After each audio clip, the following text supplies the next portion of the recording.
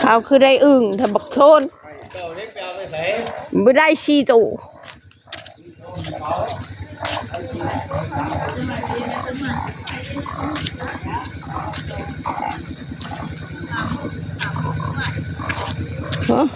เนื้อวันนี้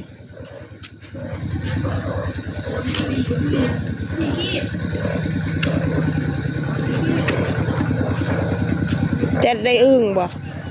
อีเจ็ดบ่ได้อึ่งเธอได้อึ่งก้อย20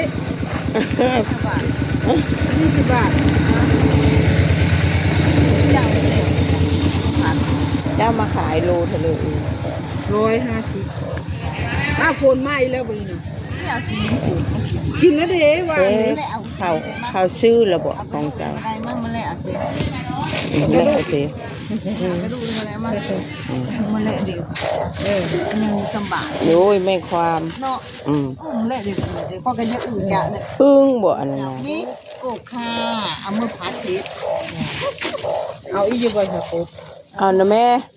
โอ้ลูกควายได้ขายให้มันเชียวบ่แม่อื่นก็ยังอยู่ยังทำไม่ใช่อื่นนะได้บ่แม่ไข่มีหลายนะจังโพดบ่ของเจ้าโพดลายๆนะบ่ก็โพดนี่บ่นี่เม็ดอย่างลายๆอ๋อนี่โพดเป็นมีได้บ่ไม่ได้ได้ก็มันตัวผู้บ่คือตัวแม่นะก็เยอะตัวแม่มันอ้วนเนาะมันขายไข่มันเอานายแม่จ้อยบ่มาบ่ดิมาเอาเลยเจ้คนสวยที่ซอยนี่จักคือเลยอันนี้ขามันค่ะอุ้ยเป็นตะยานเป็นตะยานเบิดขางามเนี่ยค่อยบ่เอาดอกค่อยจะเอาอันนี้ไปต้มเลือกเอามือจับมันหยาบมันหยาบ50 บาทได้อยู่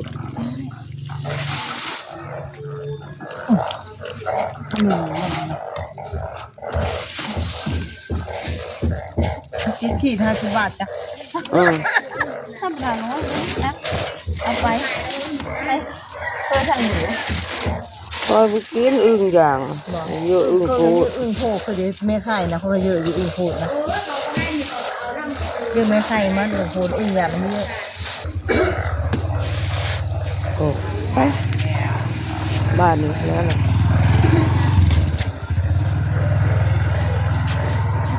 นายแม่จ้อยบ่มา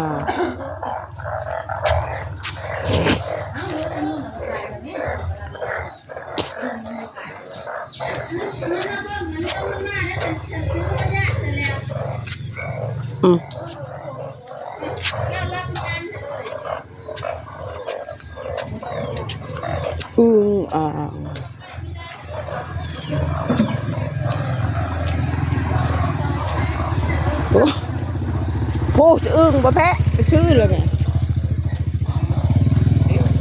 เนี่ยอึ้งไปเบิ่งอยู่ในนาบ่มีฮอดน้ำพอเยอะนาตูดิดหานาอาดอนก็บ่มีฮอดน้ำได้เลยอึ้งนะเฮ้ยแลกได้ในบักโดเลยอึ้งได้อยู่4-5 โลละมันไปเอาเฉลยได้แล้วเนาะผู้เล็กไฟนะมะมันไปขึ้นดังเนาะประเทศมันไปทางนั้นอีนี้โทนจริงเอาเลาะไปทวงผู้มันขึ้นไปทางโคกพูนเห็นมันไปทางหน้า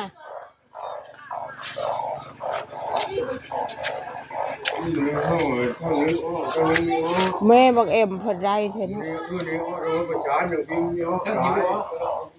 บอกกินแล้ว3-4 ตัวแล้วมันหลายคนโอ้ยแม่บักพี่กับอีพ่อจะมันไม่ได้ไปเอาชายได้เอาดุนนาแม่ป๊อบเครื่องถุงแยงผูกอึ้งโปดทั้งเบิด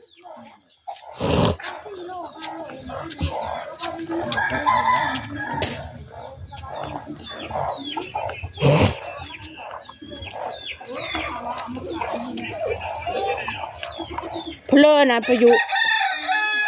หายให้เพอโอ้อึ้งโบดมาห้องยาว เอาผู้เล็กไพ่โบบักลืมนี่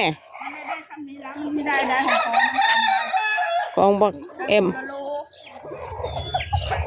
โล150ที่เหลือค่อยเห็นแม่บักเอ็มมาขาย150มันขายอยู่150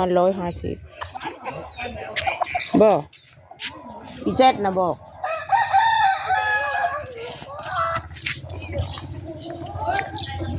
เบิ่งนู่อึ่งเขาห้องกวางวักแวกอยู่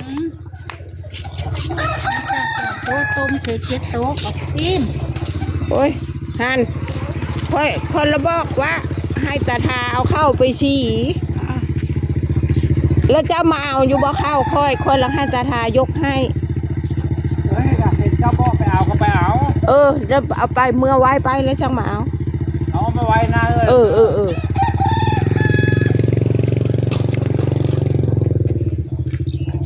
เขาพวกเอ็มคือได้หลายแค่อึ่งเขาไปเอาเชื้อห้วยประสานบ่ผู้แม่บักเอ็มเอาไปขาย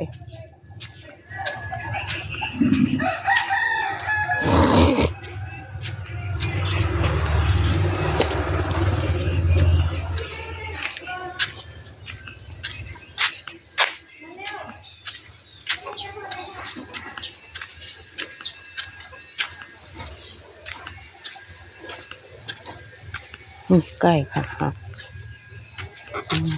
ขามันนะคะเห็นบ่น่าสงสารมัน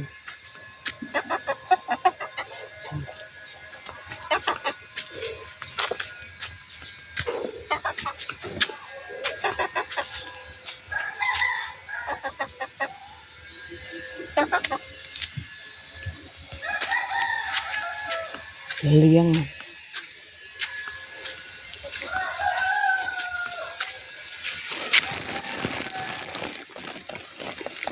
มันพูดเล็กไพ่บ่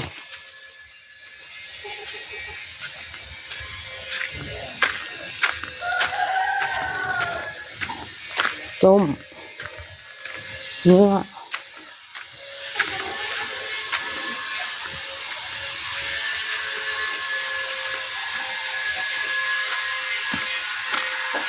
เก็บสั่งเลยวันนี้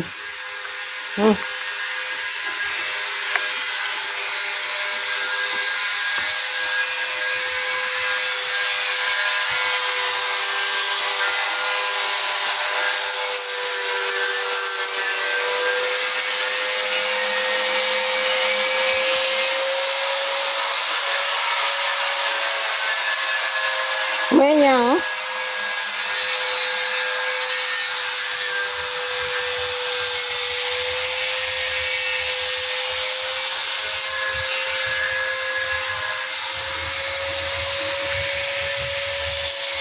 โอเคขอจบคลิปแค่นี้นะคะอย่าลืมกดไลค์กดแชร์กดจับตะไคร้ให้คุณยายด้วยค่ะขอบคุณค่ะ